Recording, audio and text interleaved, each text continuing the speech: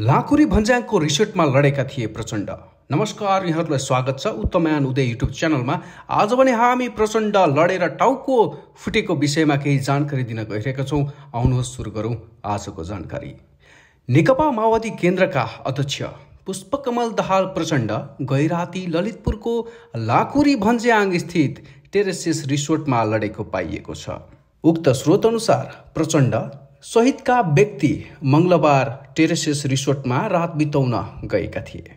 सोही क्रममा रिसोर्टमा लडेर घाइते भएको उक्त स्रोतले जानकारी दिएको छ।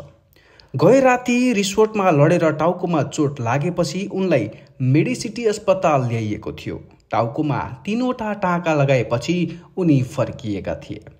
यता प्रचण्डको सचिवालयले बाथरुममा लडेको बताए पनि कहाँको बाथरुम भन्ने बारे पनि केही खुल्न सकेको छैन। छोरी गंगा दाहालले बाथरुममा लडेर चोट लागेको र 3वटा टाँका लगाएको मात्र सामाजिक सञ्जाल फेसबुकमा लेखेकी थिइन्। हवस् त, यहाँहरूलाई यो जानकारी कस्तो लाग्यो कृपया कमेन्टमा लेखिदिनुहोला।